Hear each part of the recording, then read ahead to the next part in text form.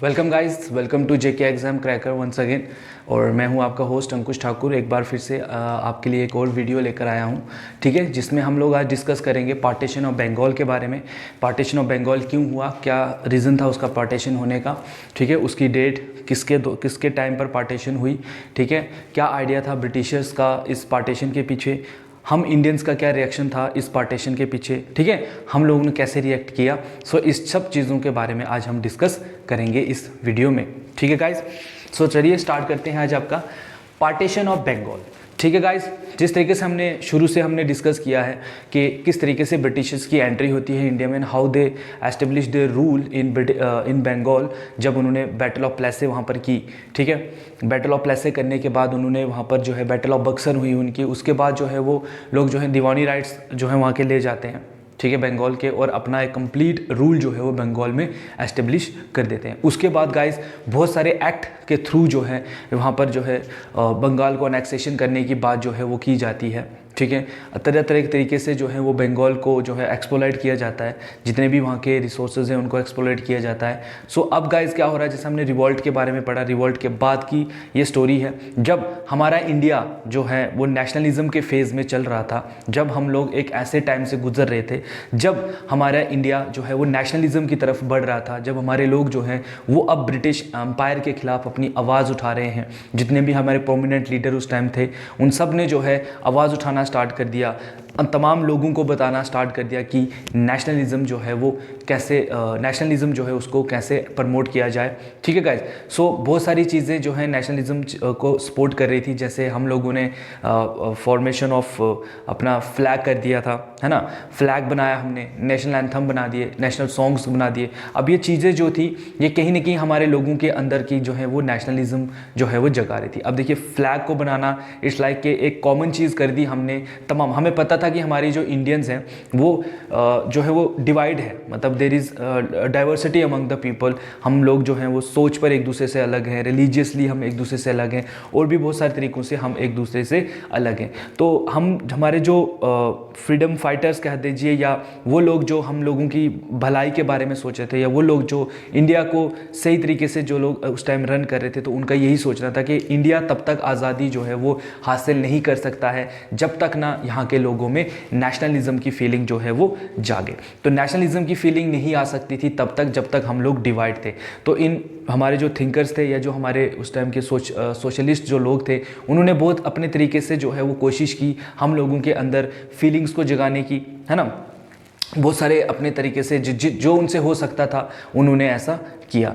जैसे हम लोगों ने देखा कि सबसे पहले तो उन्होंने हम लोगों की सोसाइटी को बदलने का जो है वो जिम्मा लिया, जैसे आर्य समाज का आना, ब्रह्मा समाज का आना, और भी जितने सोशल मूवमेंट्स सोसाइटी में चलाई जा रही थी, वो इसीलिए थी कि हम लोग जो हैं, जो एक कहीं ना कहीं एक ऑर्थोडॉक्सी में, एक कंजर्वेटिव सोसाइटी में जो हम लोग रह रहे थे, उससे हम उठकर बाहर आ जाएँ। जैसे हमने लोगों को प्रमोट किया कि आपको एजुकेशन लेनी चाहिए, चाहे आप वैदिक एजुकेशन लीजिए, चाहे आप वेस्टर्न एजुकेशन लीजिए, कोई भी एजुकेशन लीजिए, जिससे कि आपकी जो है सोच या थिंकिंग जो है वो बदल जाए। सो यही सब जो है वो होता रहा। हमारे लोगों ने जब जो है एजुकेशन ली, ठीक है, थोड़े बहुत हम लोग जो सही गलत में जब फैसला करना स्टार्ट कर गए, है ना, तो हम लोगों की जो फीलिंग्स थी नेशनलिज्म को लेकर वो बढ़ना स्टार्ट हो गई, ठीक है। नेशनलिज्म को प्रमोशन करने के लिए हमारे जो थिंकर्स थे या जो सोशलिस्ट थे, उन्होंने कुछ चीज़ों को कॉमन कर दिया, जैसे तिरंगा का बनना, है ना, तिरंगा झंडा जो हम बना रहे हैं। अब क्या है ये तिरंगा झंडा, एक कॉमन चीज़ है जो ये चीज़ नहीं देखेगा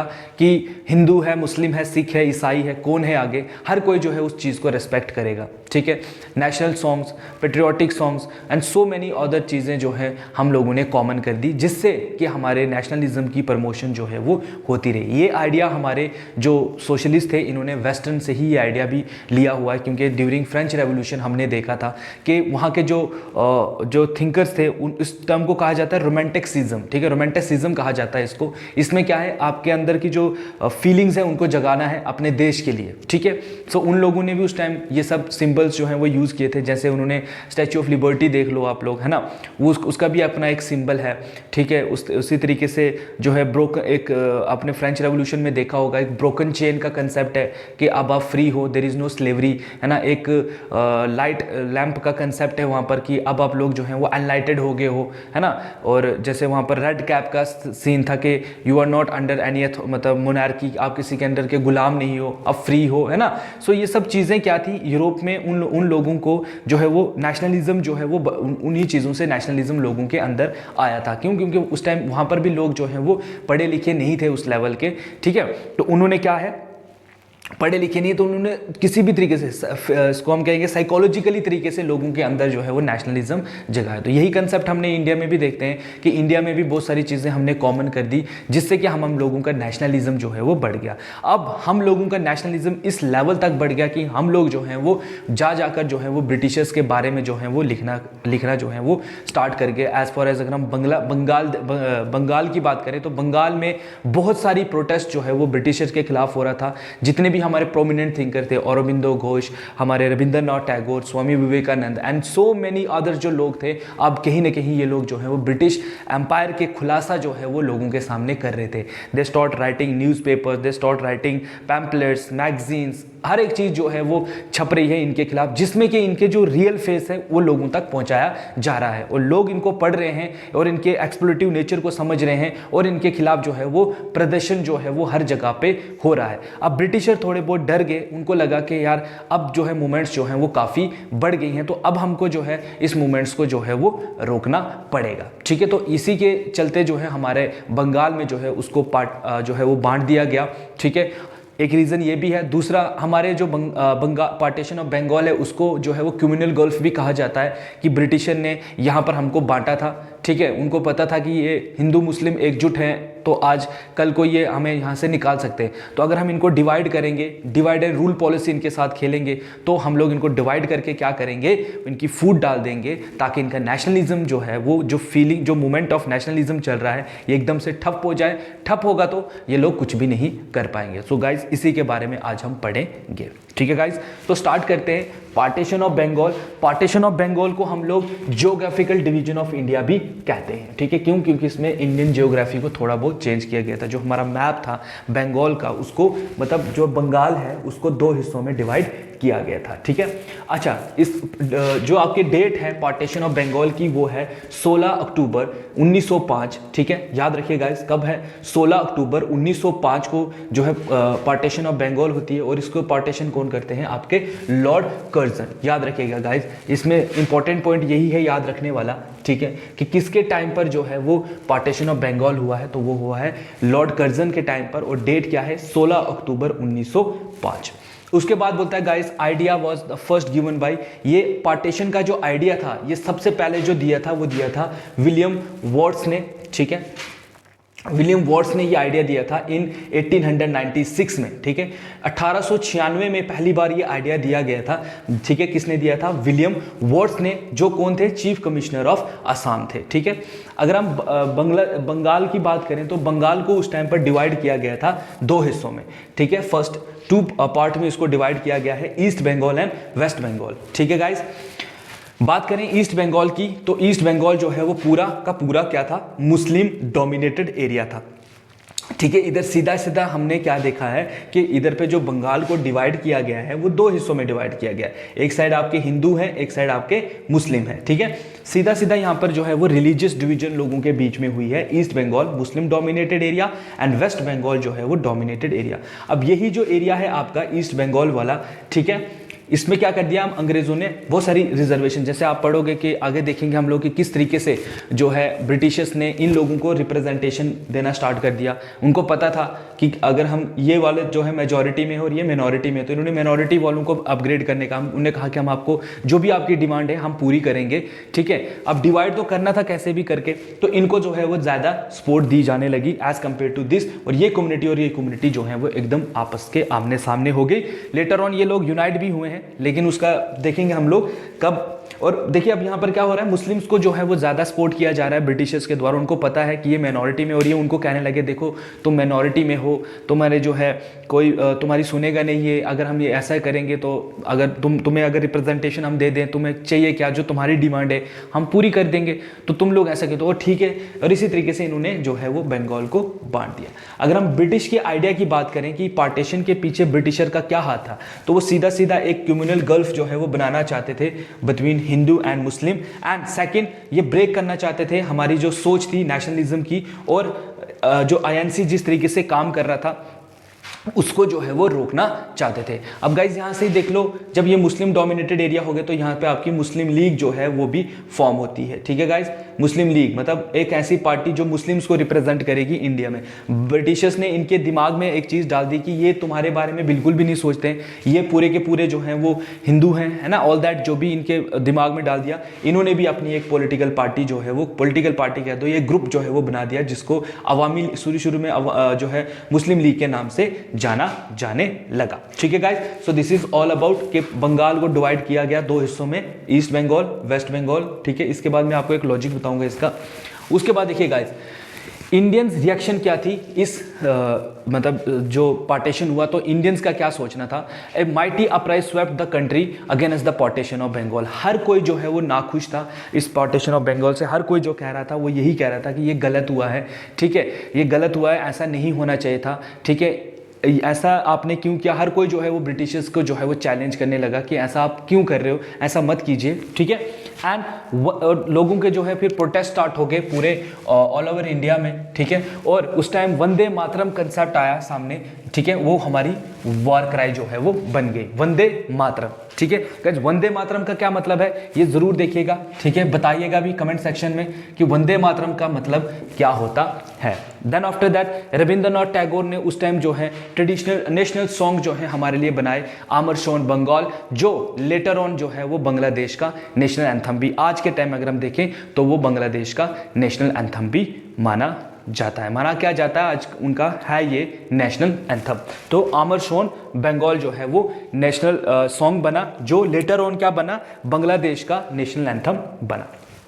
अब देखिए गाइज, ये कुछ न्यूज़पेपर थे जो उस टाइम काफ़ी प्रोमिनेंट थे। ठीक है, जिनकी वजह से नेशनलिज्म जो है वो काफ़ी इंडिया में फैला है। ये पेपर में आपको पूछते हैं क्योंकि आपको इंपॉर्टेंट पर्सनैलिटीज़ और उनके वर्क के बारे में, हाँ जैसे मैं आपको बताता हूँ कि पूछते रहते हैं। सो गाइज, ये आप थोड़ा ध्यान से पढ़ लीजिएगा। ठीक है, क्योंकि पेपर के पॉइंट ऑफ व्यू से ये बहुत बार पूछा भी गया है।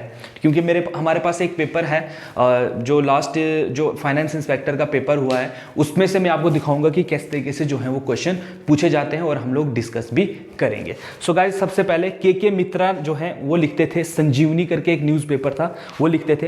एस.एन. बैनर्जी जो है वो बंगाली लिखते थे। मोतीलाल घोष जो है वो अमृत बाजार पत्रिका जो है वो लिखते थे। बीपी उपाध्याय जो है वो लिखते थे। योगंतर जो है वो लिखते थे। ठीक है, बिपिन चंद्र पॉल जो है न्यू इंडिया उनकी जो है न्यूज़पेपर था। औरोबिंदो घोष जो है वो न्यू इंडिया लिखते थे। ठीक है, और अजीत सिंह जो है वो भारत माता करके जो है एक न्यूज़पेपर था जिसको राइट डाउन मतलब लिखते थे। ये सारे के सारे वो लोग थे जो बंगाली थे। ठीक है, और बंगाल में जो है वो ये मूवमेंट को चला रहे थे, नेशनलिज्म को जो है वो फैला रहे थे। ठीक है गाइस, तो this is all about your partition of Bengal. छोटी सी वीडियो हमारी रहेगी इस पे, ताकि आपके जो भी टॉपिक्स हैं ठीक है क्लियर हो जाएं, ताकि आप अच्छे से जो है इसके बारे में पढ़ लो। देखो गाइस, ये जो ईस्ट बंगाल है, ठीक है, ये ईस्ट बंगाल जब इंडिया और पाकिस्तान जब डिवाइड हो गए, जब हम लोग दो टू नेशन थ्योरी जब आया, तो ये भी हम पढ़ेंगे। टू नेशन थ्योरी के बाद क्या हो गया था, हमने मुस्लिम मेजॉरिटी एरिया जो है वो पाकिस्तान को बना, वो पाकिस्तान बन गया था, और हम लोग जो है वो हिंदुस्तान में दो हिस्से हुए थे ना, इंडिया पाकिस्तान। सो ये जो ईस्ट बंगाल था ना, इसको कहा जाता था ईस्ट पाकिस्तान, ईस्ट पाकिस्तान। ठीक है, ईस्ट पाकिस्तान। और लेटर ऑन फिर क्या हुआ है, 1971 में with the help of India हमने ईस्ट पाकिस्तान को वेस्ट पाकिस्तान से अलग किया है। ठीक है, आज़ाद करवाया, और नाउ इट बिकम्स बांग्लादेश। और ये क्या बना, बांग्लादेश बना। ठीक है गाइज, तो ये बांग्लादेश। तो बांग्लादेश जिस कंट्री को आज आप कहते हैं, ठीक है, सो वो क्या है, उसका पहला नाम है ईस्ट बंगाल। एक चीज़ और है, अब देखिए अगर आप मैप को देखते हो इंडिया के, ठीक है, ऐसे कुछ करके मैप है इंडिया का। This is north, this is south, this is west, this is east, है ना, ईस्ट है ना, लेकिन हमारे पास क्या है, वेस्ट बंगाल है, तो वाई वी कॉल्ड, ईस्ट में बंगाल है और हम उसको क्या कहते हैं, वेस्ट बंगाल। बहुत सारे बच्चों का ये क्वेश्चन भी पूछते नहीं है, बट ऐसे जनरल वे में आपको बता रहा हूं कि यहाँ पर क्या है, ईस्ट में बंगाल है, ठीक है, और हम उसको वेस्ट कहते हैं। इसका रीजन यही है क्योंकि यहाँ पर जो इसको डिवाइड किया गया था, ठीक है, ये बांग्लादेश यहाँ पर है, ठीक है, तो this one is east Bengal and this one is your west Bengal, ठीक है। अब इंडिया के पास कौन सा है, वेस्ट है ना, इसीलिए हम इसको क्या कहते हैं, वेस्ट बंगाल, या इसको आज हम जो है वो कोलकाता के नाम से भी जानते हैं। तो रियल में पहले क्या होता था, ये बंगाल हुआ करता था, ठीक है, इन्होंने इसको चेंज कर दिया था, दो हिस्सों में डिवाइड कर दिया, east Bengal, west Bengal, this is east Bengal, now it become Bangladesh, ठीक है। उससे पहले भी इसकी स्टोरी जो है वो यही है कि ये ईस्ट पाकिस्तान मतलब पाकिस्तान का हिस्सा था और इसको कहा जाता था ईस्ट पाकिस्तान। लेटर ऑन 1971 में जब इंडिया ने वॉर लड़ी थी पाकिस्तान के साथ, तब जाकर हमने इसको आज़ादी हासिल करवाने में मदद की थी, जब हमारे जो यहाँ के प्राइम मिनिस्टर इंदिरा गांधी थी उस टाइम पर, ठीक है, तो हमने इसको बांग्लादेश, मतलब कहीं ना कहीं बांग्लादेश के बनने में भी इंडिया का ही हाथ है। So guys this is all about their. और अभी जैसे हमने बोला कि जब ये रविंद्रनाथ टैगोर ने अमर शोन बंगाल लिखा था, उस यही सॉन्ग जो है वो क्या बना था, आपके बांग्लादेश का नेशनल एंथम बना था, ठीक है guys. So this is all about today's lecture, that is partition of Bengal, जो हुआ था 16 अक्टूबर 1905 को बाई लॉर्ड कर्जन। इसमें कुछ भी नहीं है, बस इंपॉर्टेंट डेट याद रखिए इसकी, ठीक है, या आइडिया पूछ सकते हैं कि पहले किसने दिया था, या आपको पूछ सकते हैं कि बताइए, यहाँ से आपको पूछ सकते हैं कि बताइए जो है कौन सी न्यूज़पेपर जो है वो कौन जो है वो लिखता था, ठीक है, एंड वंदे मातरम जो है कब वॉर क्राई बना, ये भी पूछ सकते हैं, एंड ये अमर शोन बंगाल जो है ये इसको लिखने वाले कौन थे। सो कुछ भी इसमें ज़्यादा जो है वो याद रखने वाला नहीं है, बस 4-5 पॉइंट है जिनको आपने याद रखना है, डेट याद रखिए, ठीक है, किसने कंसेप्ट दिया था, ठीक है। अब ये अगर आप रख सकते हो याद फॉर योर जनरल नॉलेज तो अच्छी बात है, क्योंकि अगर आज आप जो है JK-SSB का एग्ज़ाम दे रहे हो, कल जो है आप हो सकता है KS का एग्ज़ाम दे दो, तो जब मेंस आप लिखोगे उसमें, तो मेंस में इट विल हेल्प यू, ठीक है guys. So this is all about today's lecture of partition of Bengal. Next video में हम फिर से मिलेंगे आपके लिए एक छोटा सा और टॉपिक लेकर, ठीक है, एक और मज़ेदार वीडियो लेकर। तब तक के लिए शब्बा खैर।